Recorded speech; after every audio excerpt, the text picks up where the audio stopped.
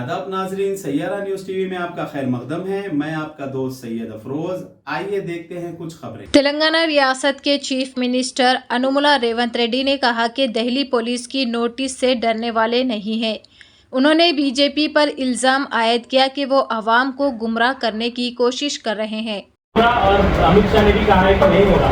इसके साथ साथ सर एनडीए में जो टीडीपी पार्टी है वो कह रहे हैं कि 4% रिजर्वेशन मुस्लिम के लिए सही है और इसको कंटिन्यू होना चाहिए। और एक चीज सर, ये रिलीजन के हिसाब से रिजर्वेशन नहीं किया गया, ये आप बोल रहे हैं सर, लेकिन वो झूठ बोलने में यूनिवर्सिटी लगा है। वो यूनिवर्सिटी में जो जो विद्यार्थी पास होकर डॉक्टरेट लेकर निकलते, उसमें वाइस चांसलर है नरेंद्र मोदी जी, रजिस्ट्रार है अमित शाह भाई, और बाकी के लोग लेक्चरर्स है, कुछ स्टूडेंट्स है।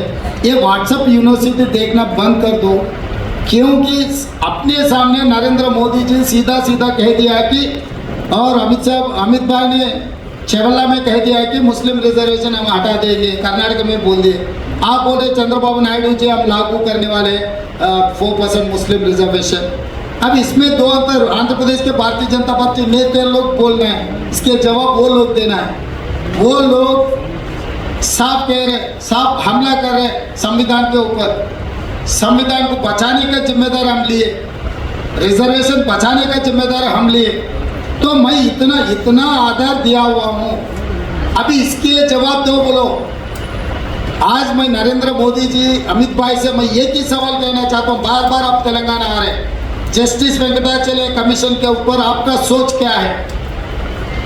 वाजपेयी जी जो 2000 फरवरी 22 years constituted justice Venkatachalam commission, इसके बारे में आप क्या कहना चाह रहे हैं? तो 100 बकना एक लिखना बोल के बड़े लोग बोले, बांटने का लगे, लिखने का लगे। लिखने का आधार मैं आपको दे रहा हूँ। ये जो लिखे सो, ये जो लिख कर दिए, इसके बारे में अभी भारतीय जनता पार्टी जवाब देना इस देश को, इस जनता को। गृह मंत्री बहुत बड़ा जिम्मेदारी आदमी है, देश को चलाने वाले नेता लोग हैं, क्योंकि 13 साल मुख्यमंत्री था नरेंद्र मोदी जी और 10 साल प्रधानमंत्री।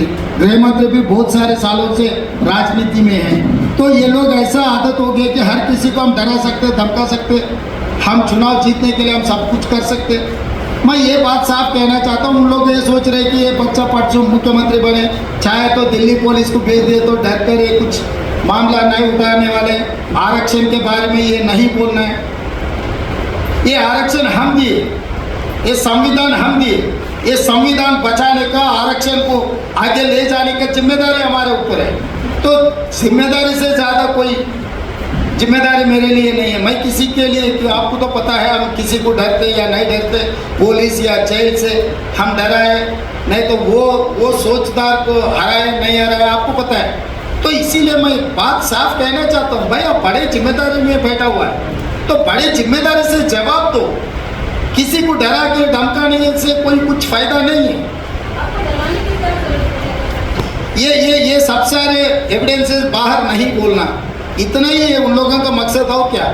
अभी उन लोगों को दिक्कत यह आ गई कि पूरा देश सोच रहे, दलित, आदिवासी, ओबीसी सब लोग आज सोचने में लग गए, अरे भाई आगे अगर भारतीय जनता पार्टी का हम वोट दिए तो SC ST reservation and OBC reservation निकालने वाले, संविधान को बदलने वाले। तो ये नुकसान सीधा सीधा उनके घर को पहुंच रहा है। अभी चुनाव में वेलफेयर एंड डेवलपमेंट के बारे में कोई चर्चा नहीं। आपसे भी कहते हैं कि आरक्षण को बचाने की जिम्मेदारी कांग्रेस की है, तो क्या वाकई में कांग्रेस ने SC ST और OBC का हिस्सा काट के मुस्लिम को नहीं दे दिया? संजय जी, इतना झूठ है। 10 साल पहले हम लोग रिजर्वेशन दिया हुआ है, किसी का काट के किसी को दिया हम लोग। आज भी हम क्या कह रहे हैं, हम पूरा OBC के जनता जितना भागीदार उतना ही हिस्सादार, हम लोग साफ कह चुके, हम OBC सेंसस करने के बाद हम रिजर्वेशन और बढ़ाएंगे। हम साफ कह रहे हैं, हमारे एजेंडा में लगा है। मोदी जी जो झूठ बात कहने के लिए कोशिश करे, कहाँ से आया वो सोच? अगर 10 साल आप थे, अगर हम लोग कुछ गलत किए तो लोकसभा में क्यों नहीं उठाए मुद्दा को? अभी आके यहाँ पर भाषण क्यों दे रहे? भाई आप ही मुख्य प्रधानमंत्री है, गृह मंत्री अमित भाई, तो सब मिलकर अब आपके कैबिनेट में लगा कि हम क्या गलती किए पूरा निकाल दो। तो गलत झूठे बात ये व्हाट्सएप यूनिवर्सिटी में आदत हो गई कांग्रेस के खिलाफ बोलने का। तो ऐसे बातों से कुछ फायदा नहीं है, लोग इन लोगों को मानने वाले नहीं। तो जैसा कि आपने देखा नाजरीन, क्या हो रहा है देश और दुनिया में। इसी तरह के लेटेस्ट न्यूज़ देखने के लिए हमारे चैनल को लाइक करिए, शेयर करिए, सब्सक्राइब करिए और हमें दीजिए इजाज़त।